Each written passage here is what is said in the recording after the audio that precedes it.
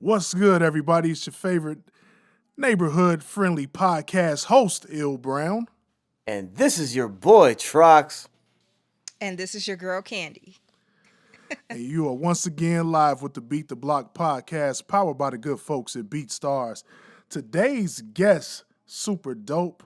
I am a fan. I think all of us are fans. Really doesn't need an introduction, but I'm going to give her one anyway, because that's what I do. You know what I'm saying? Our next guest got our start in the music business at the early age of 15, signing with the hip hop maven Uncle Luke, who is one of my favorites, by the way. But eventually, she took her destiny of her music into her own hands, producing and engineering for the likes of Rick Ross, DJ Khaled. Too many to name. Let's give a warm welcome, to Tiffany Miranda. How you doing this afternoon? Hi, everybody. I'm doing great. Thank you for that amazing intro. Really appreciate it. To clarify, I didn't actually wind up signing with Luke. We'll get into my story a little bit more later, but that was my first contract offer. Wow. See, we learn something new every day right off the bat. Awesome. Well, Tiff, I'll go ahead and get started. First, I just want to ask, how is everything going in light of what's going on in the world? 2020 hit us off with a big bang of craziness. So, how are you holding up, with the COVID stuff happening around the world, the protesting, uh, us fighting for justice? How have you been during this time? Yeah, I mean, it's been a roller coaster of emotions. There are a lot of positive things that have come from this, just, mainly a lot of conversations that needed to be brought to light are now being brought to light, and people have the time to really ingest that and take action. So that's a beautiful thing. But definitely being in the midst of a pandemic has been a huge challenge for everyone. And for me personally, a lot of those challenges have fallen on running the organization in the virtual space. But again, the positive side of that is something that, we're looking into doing eventually in the future to be able to reach girls all over the world. And now we have that opportunity. So yeah, just, like I said, it's been a roller coaster.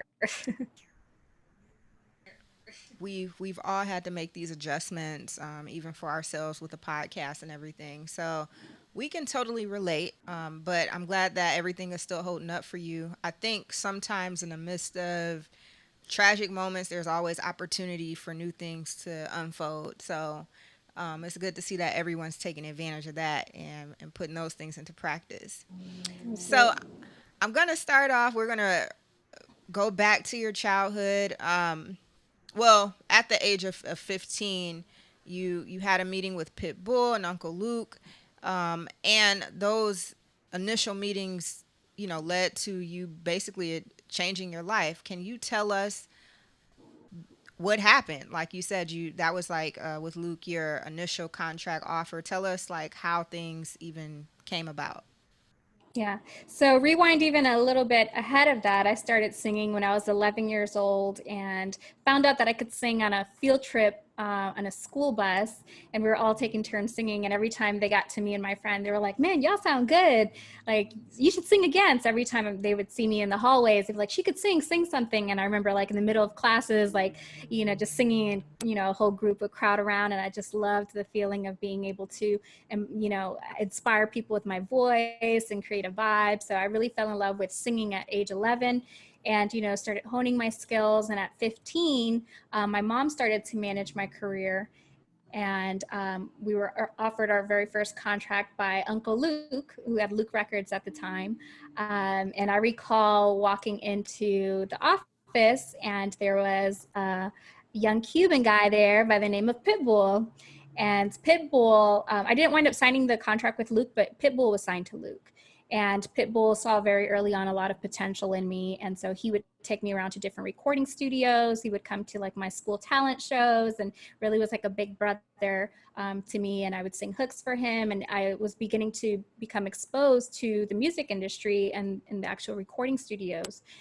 What I did find a lot of the times in the recording studios is it was mostly men. There were all a bunch of guys, a lot of times older guys that, were telling me as a young girl, what I should be singing, doing, wearing, putting out into the world, how I should be representing myself. And there was just always something very early on that just didn't click with me. I'm like, why is it that a grown man is telling me as a young woman who and what I should be? Like, where are the women? Like, why are there no female mentors in the room? So very early on, I was, starting to think that way. And then it also made me think differently about the artists that I love. At that time, I was listening to, Maya and, SWV and like all these, really dope women artists. But I started thinking, I'm like, well, is it really them? Right.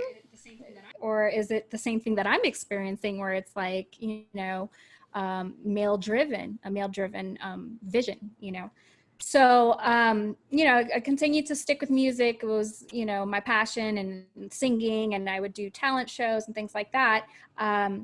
But I was starting to get really emotionally beat down by the industry, and also facing a lot of challenges being a young girl. And there were certain men that I came across that tried to take advantage of their positions and would do things that were Yeah. like inappropriate or say things that were inappropriate and try to sell me a dream, but you have to do this if I'm going to do this for you type thing. And I just thought it was so ugly, and I couldn't believe that God would give me a gift, that I wasn't supposed to share with the world, and have to deal with so much ugliness just to share like a beautiful gift that, was God given. I So, totally understand. We can definitely relate. yeah.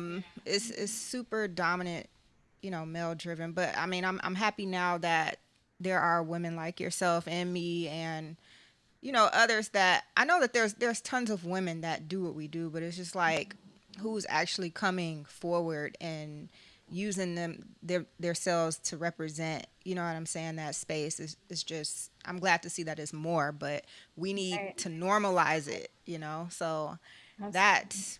that's really important. um we're going to get more into those aspects of your story as we go along in this interview, but I wanted to talk about like when you met Uncle Luke.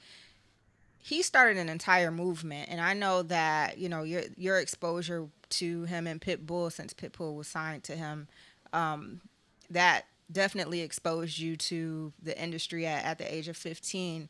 But can you tell us like how you were inspired from that particular moment, or did you know that from that particular moment you were inspired to make your own wave? Because Luke had his own thing, like he is his own entity. Right. So can you tell us like if that inspired you to make your own wave? Because Girls Make Beats is a totally different thing. When I met you a couple years ago, I'm Mhm. like, whoa. That's why I was really diligent in emailing and popping up, because I'm like, Mhm. this is a whole new wave. So Thank tell you. tell Yeah, us I how that can't say that inspired. I can relate it to one particular artist, but what really inspired me to create Girls Make Beats is more so a collective of challenges that I experienced, and I wanted to create a space for young girls to be able to explore these really powerful positions, like being the music producer in the room, being the engineer, being in charge of the session, these really awesome leadership roles that women typically weren't exposed to or doing. So collectively I would say it was more so my challenges and those experiences that led me to creating Girls Make Beats. Okay. Can you describe like the early years of producing and engineering? How were you able to balance dealing with the mental things that we have to go through, being in a male dominant industry, showing up at the studio? I kind of have like the same type of story with my mom taking me from school to the studio. That was typically what I did after school every day. Being in a room full of men, being there all night or however late it was to get it done. Then, once I got old enough to get a job, also throwing in working a job if that was necessary. How were you able to balance all of that? Like, what was your mentality at that time to get it all done?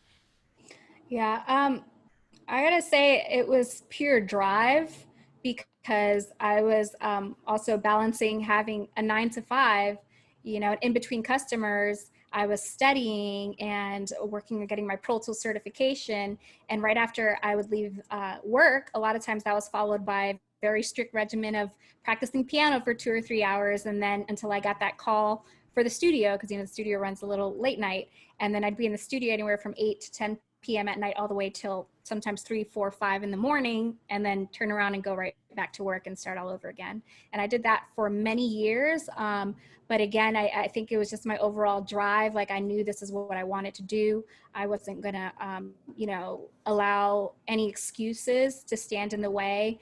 I know a lot of times we're limited on our time, but I feel like if you really want something bad enough, you'll find the time. You'll make the time for it. Yeah, I totally agree.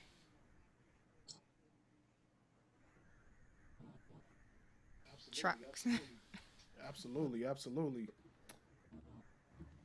So let's transition a little bit. You eventually got a job as an engineer. Would you say it was a big turning point for you as far as your career goes? Absolutely. My first job as an engineer was a huge deal to me, at least as an in-house engineer, because just rewind a little bit, when I, realized that I wanted to have more creative control over my music, I got into music production. So I saved up, got a keyboard, saved up, got a mic, wanted some speakers. Eventually, before I knew it, I was building my own home studio and working with local clients from my home studio, and was really exposed to how engineering could be a career avenue for me. And I was actually, being able to generate income and everything through it and meet some cool people. So I started doing internships at recording studios in Miami, and very quickly learned that, there weren't any other women that were engineering at the time. And again, went through a lot of challenges, and kind of faced a lot of biases because of the fact that I was a girl. So, there was experiences where I was interning, and guys who were coming in after me, whether they were high, late, whatever, they weren't there as long as I was, they were getting opportunities to sit in on these sessions that I wasn't. So I quickly left that internship and kept my nose to the grind and continued to just be a fly on the wall at every recording session I could be at. And then there was one particular studio that called me and gave me my first job as an in-house engineer, and it was Sobe Swag Labs. They basically were like, look, Tiff, you're here all the time. You come to all the events. You're always, because they would do events at the studio as well. You're here all the, like, literally at every session, and you're dope. Like, we want to give you an opportunity to be an engineer. So that was a pretty groundbreaking moment for me, and helped me like transcend my opportunities into being taken seriously as an engineer and working with some awesome artists, and also reconnecting with some folks that I had worked with in my previous years as a singer, but now as an engineer. So it's pretty dope. That's real dope. Awesome. That's real dope. Speaking of Sobe Swag Labs, you had a session with Cool and Dre and Pitbull.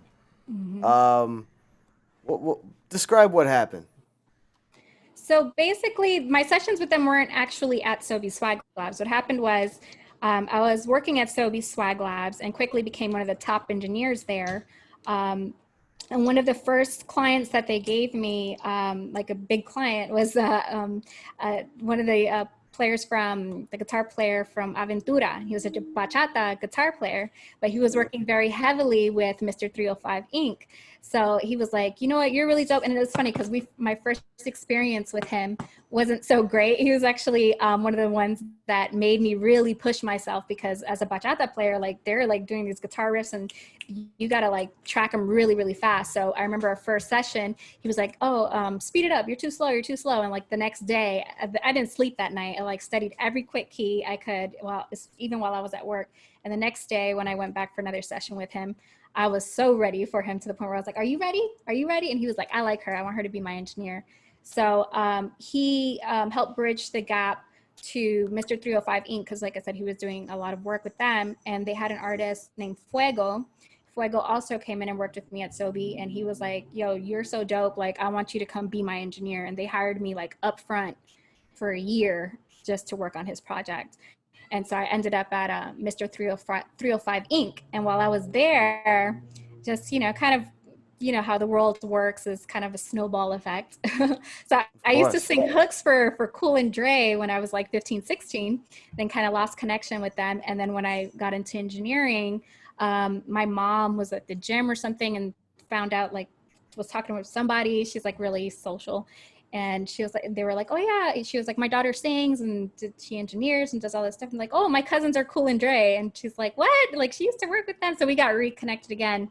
And then they were like, oh, so, I heard you're engineering now, like you over at Pit Spot, like, are you any good? And I was like, I can show you better than I can tell you. So I was like, let's go. So we did a session. They were really impressed.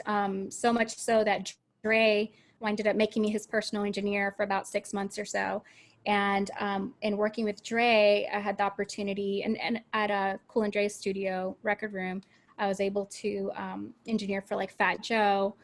And then Dre would call me over to Khaled's spot because Khaled also had a studio.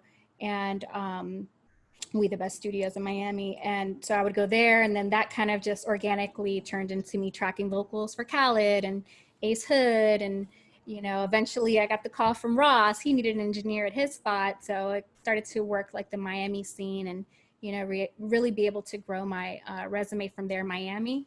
And then in moving to LA, I've also engineered for French Montana, T.I., Uzi, plethora of guys out here. So it's been really dope. Nice. Nice. It's funny how all that works. Right. So take us back to when you first started Girls Make Beats. What did you have to do to get that off the ground? Oh my God. I literally to this day, like I I get like goosebumps seeing how far the organization has come because when I initially started, again, having no budget, and I borrowed my sister's credit card to get like one laptop, one beat machine, and tractor at the time. And I would do these presentations at schools for like career days and things like that, sometimes with 25, 30 kids at a time, Mm. this one unit. So like I had to get really creative, bring a lot of candy, make Jeopardy games out of it, and just make sure that the kids were having fun and staying engaged, even though we had there was a lack of equipment and resources. A lot of the initial even promotion for getting kids to sign up was, boots on the ground, like going from school to school, trying to set up meetings with the principals and, doing presentations during the lunch hour and getting kids to sign up, and then going back and doing interviews and then implementing the classes, whether it was during school or after school. But I remember initially reaching out to manufacturers at this very early stage and didn't get much of a response, or if I did, it was a no or not at this time. And luckily, one day, a friend of mine, who also has like a Pro Tools training program, we were talking about NAM, and I was like, man, I would really love to go to NAM. That would be like a dream come true. And he's like, oh, really? I can make that happen. I have passes every year. And I was like, what? So me and my sister flew out to LA. I was living in Miami at the time, and went to NAM. And I say, we like shook a lot of hands and kissed a lot of babies. We went to every booth and we showed them all the pictures of everything that we did with one. And we were like, imagine if you guys helped us and we could do this with more, how many more kids we could reach and help. And so that way we started building relationships with the brands, and they were all about it. And they were able to visualize exactly what it is that we were doing, because it was no longer just like, this is what we want to do. It was like, this is what we're doing. Like, do you want to be a part of it? So that was a huge move for the organization. And over the years, just it's been continuously growing. I think moving out to LA was a huge benefit. And it was a scary move, but probably one of the best moves I could have done for myself and for the organization. Because since we've been out here, like it's like insane. Sometimes I wake up and I'm like, oh, today I have a call with Essence and Ford and YouTube and Netflix, and like basically it's still mind blowing. We're doing an event with Apple or like all this crazy like Wow. stuff. Yeah, it's like literally still surreal to me when I look at like even my calendar. you know, Even earlier today I had a call and they're like, we want your girls for another Facebook event. They just did a Facebook event last week. They're doing Essence tomorrow. It's like insane. So and then on top of that, the music community has been really supportive. We've been receiving so much support. We just launched a masterclass online. We've had co-president of Rock Nation, Omar Grant, on there. We've had Grammy-winning producers, engineers, all wanting to give back. And then we've had all kinds of really interesting opportunities with recording artists and everything. So it's been awesome. We just had Janelle Monáe on our online TV show. We have Chloe and Halle coming up on Monday. Like, it's insane. It's like literally insane thinking of where the organization started to where it is today. It's like you're doing something crazy every day, and it's just so inspiring to see. So you were really smart in building Girls Make Beats. You started off from school fairs that said no initially, and then getting big names and sponsors. How do you take those new opportunities to keep leveling up what you were doing in the first place? Again, like I mentioned, the snowball effect is really important, and I've become very strategic and knowing how to leverage that.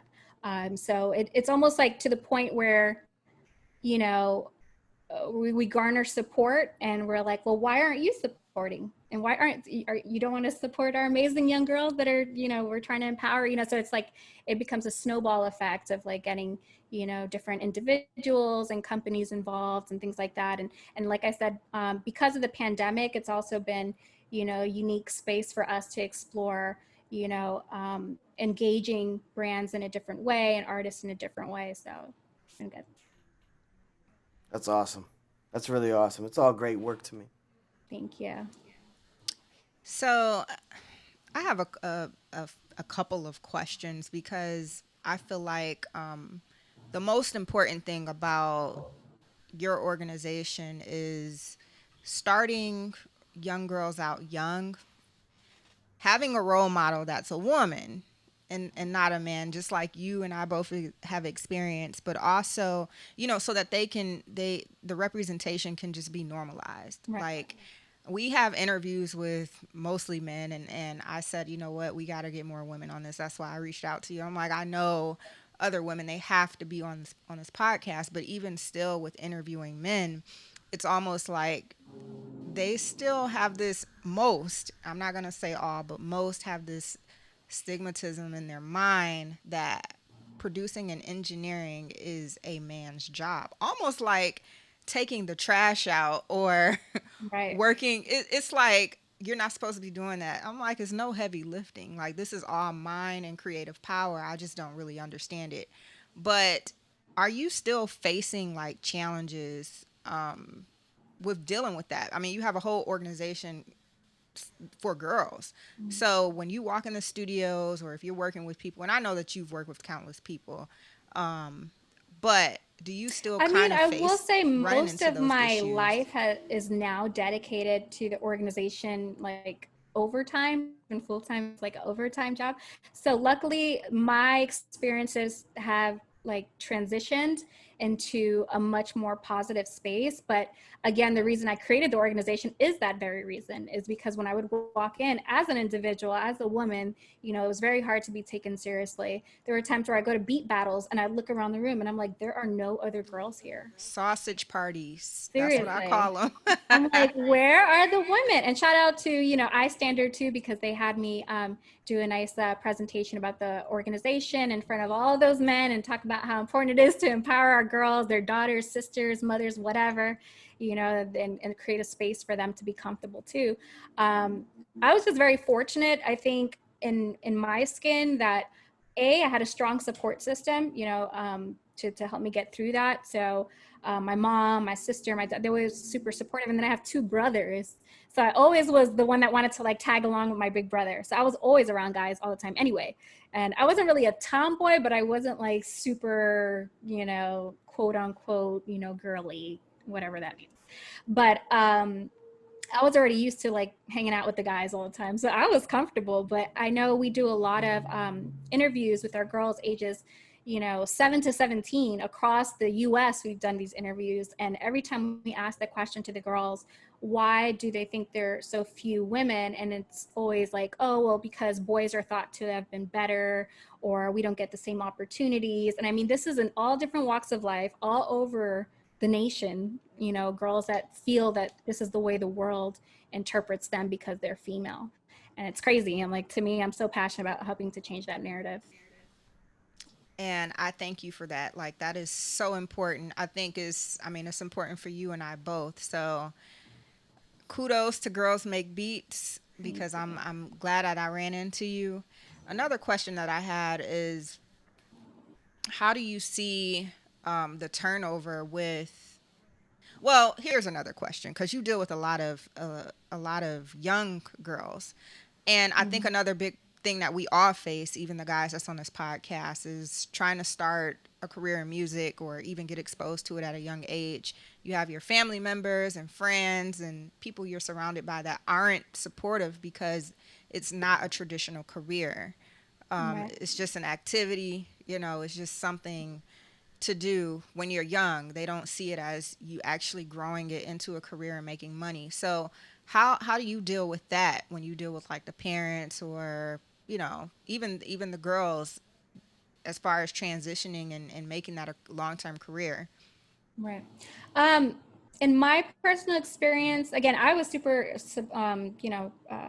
privileged to have the support of my parents, but we have had, certain parents that kind of had their reservations about their child doing this as, for a living. And our most important thing to them really is, at the core of everything we do with our foundation, even though we are teaching production, we are teaching engineering, we are teaching DJing, the most important thing that we teach is life skills and confidence. So, the parents at the end of the day are always able to appreciate that, even if they're like, oh yeah, well, my daughter's just doing this for fun after school, but she's really going to go be a scientist or, whatever.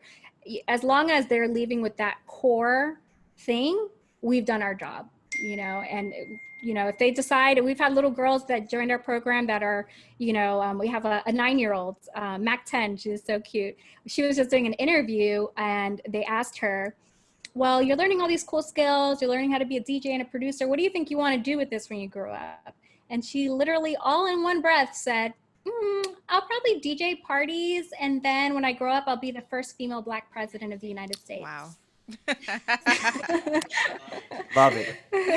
That's So it's just instilling confidence. that mindset Yeah. that you can do whatever you put your mind to, even if it was previously people who weren't your color or your gender or your age or whatever, like breaking down those stigmas. And that's really the most important part of our job. Facts. I love it. So, how can people be better supporters and allies for your organization? So there are different ways that you can get involved with our organization. If you have a young girl who's interested, we always have scholarship opportunities and things like that we're trying to provide for our girls.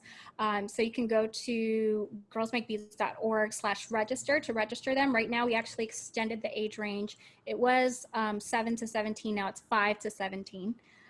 So we're implementing like a garage band curriculum for the younger girls.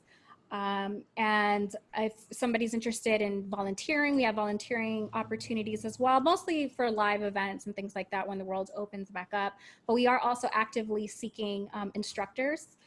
For those who are also in the music industry that, have successes that they can share and knowledge that they can share with the girls. We have our masterclass series, which we're always taking presenters in for that. Like I said, we've had a pretty awesome team of presenters recently, and we're planning on continuing to keep that going.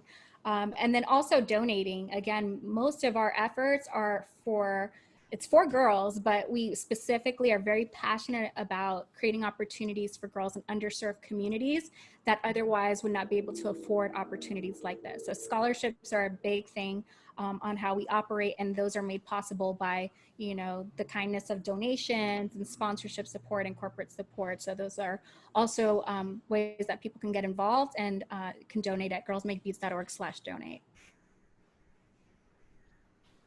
Amazing, amazing.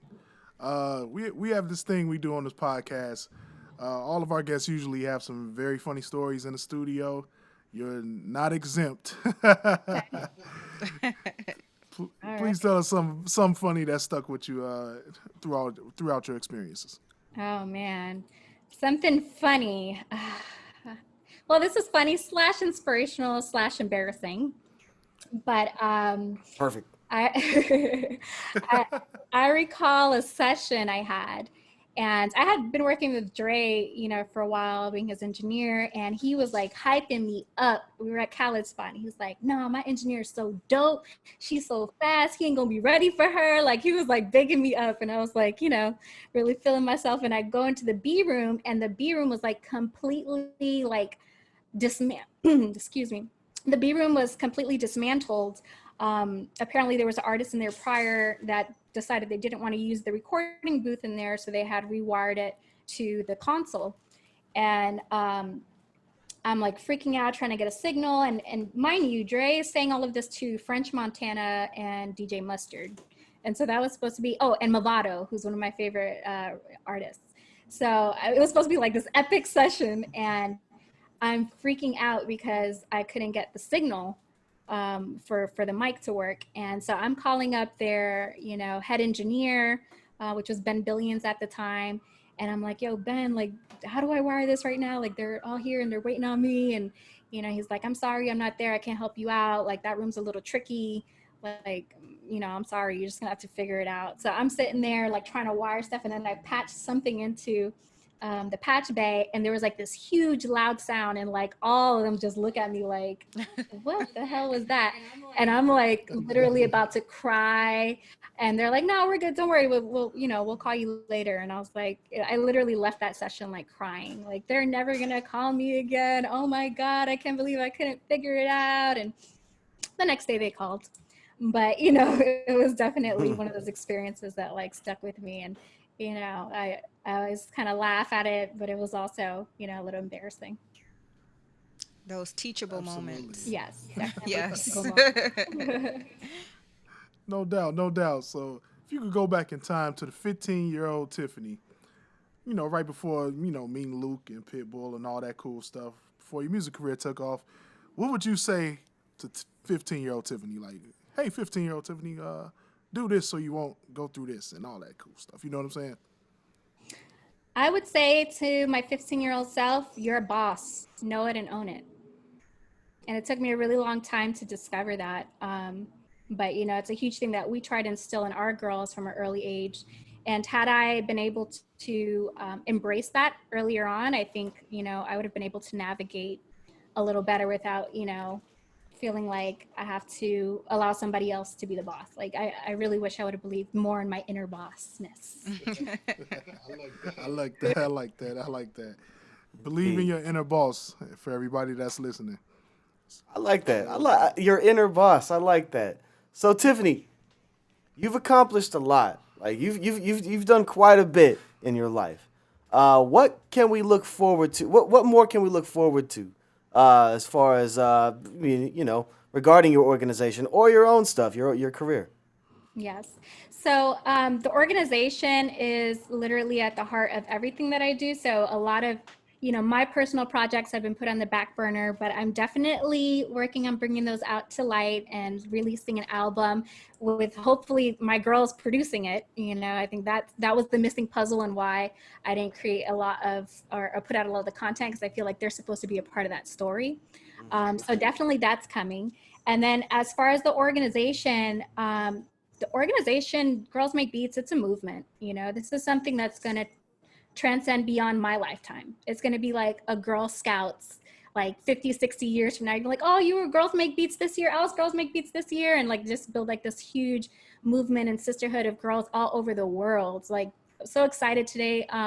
We had our acceptance call for the scholarships for our new students, and we just welcomed 15 girls, and some of which are, in Amazing. Atlanta, New York, Vegas, LA, Miami, and we even have a girl in London that's going to start with us. So like that to me is like so Awesome. dope, like having that international connect and reach, So definitely making Girls Make Beats a global movement.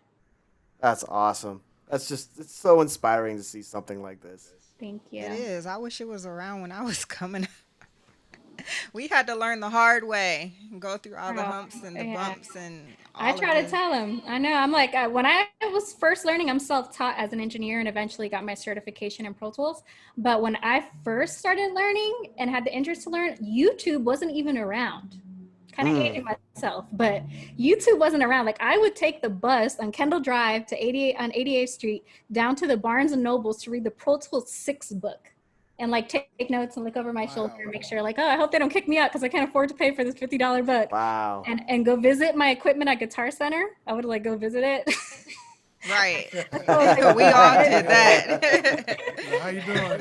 Yeah. Check up on the We'll be equipment, make together sure soon. Right, that right. model is still there. Like, yeah, that's pretty crazy, and it is inspiring. Let people know where they can find you and find Girls Make Beats online. Yeah, so my personal IG is Tiffany Delilah Miranda. I know it's long, I'm Puerto Rican. So it's Tiffany Delilah Miranda on Instagram. And then for Girls Make Beats is at Girls Make Beats. So be sure to follow us on the gram. Definitely you can find out even more information about all the awesome things we're doing with these girls at girlsmakebeats.org. Wonderful, wonderful. We appreciate you for coming on.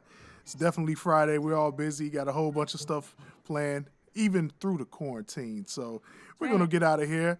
Make sure you guys follow those platforms on social media. I am extremely excited for, to gain more knowledge about Girls Makes Beat. That is so amazing. So with that being said, that's our time for the day. We're going to get up out of here. I'm your friendly neighborhood podcast host, Il Brown. And this is Trox. And this is your girl, Candy. And we'll catch you on the next episode. Index and the middle finger pointed to the sky, right in your face. Peace.